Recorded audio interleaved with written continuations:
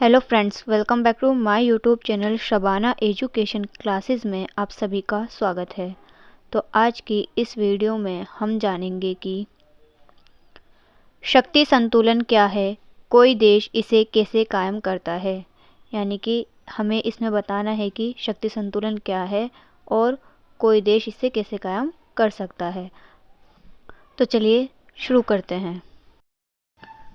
शक्ति संतुलन से अभिप्राय ऐसी स्थिति से है जिसमें एक देश या देशों का समूह इतना शक्तिशाली हो कि वह अन्य देश या देशों के समूह की बराबरी कर ले और कोई भी देश या समूह दूसरे देश या समूह पर आक्रमण करके उसे पराजित ना कर सकें। यानी कि इसमें बताया गया है कि जो शक्ति संतुलन है वह एक ऐसी स्थिति है जिसमें एक देश हो या बहुत सारे देश हों जो इकट्ठे हों, वो इतने शक्तिशाली हों कि उन्हें कोई दूसरा देश पराजित ना कर सके, यानी कि कोई हरा ना सके।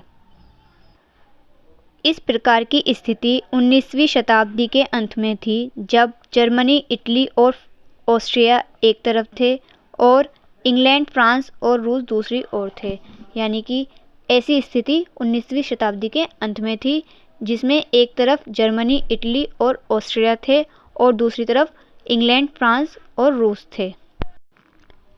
शक्ति संतुलन स्थापित करने के लिए देश अपने निकटतम देशों जिनके साथ अनबन हो या जिनके साथ अतीत में लड़ाई हो चुकी हो के साथ संबंध बनाकर शक्ति संतुलन स्थापित करने का प्रयत्न करते हैं।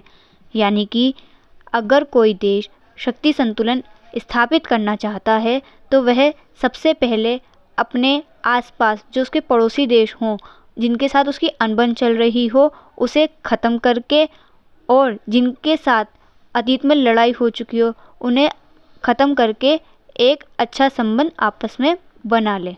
इसे ही शक्ति संतुलन स्थापित करना कहते हैं। जैसे 1870 के पश्चात जर्मनी ने ऑस्ट्रिया के साथ संधि की, जबकि 1866 में दोनों देशों में युद्ध हुआ था। यानी कि इसे हम एक एग्जाम्पल के थ्रू, उदाहरण के थ्रू भी ले सकते हैं कि वैसे तो इन दोनों देशों के बीच में 1866 में युद्ध हुआ था, परंतु इन्होंने अपने आप में शक्ति संतुलन स्थापित करने के लिए 1870 में एक संधि की थी। इसके अतिरिक्त सैन्य शक्ति में वृद्धि करके भी शक्ति संतुलन किया जा सकता है। यानी कि अगर हम अपने देश में सैन्य शक्ति को भी बढ़ावा देंगे, उसमें वृद्धि करेंगे, तो हम शक्ति संतुलन में भी इजाफा या वृद्धि कर सकते हैं। आर्थिक और प्रौद्योगिकी की शक्ति सैन्य शक्ति का आधार होने के कारण काफ़ी महत्वपूर्ण है। यानी कि आर्थिक और प्रौद्योगिकी जो है वह सैन्य शक्ति का आधार है और आधार होने के कारण ही ये काफ़ी महत्वपूर्ण भी है।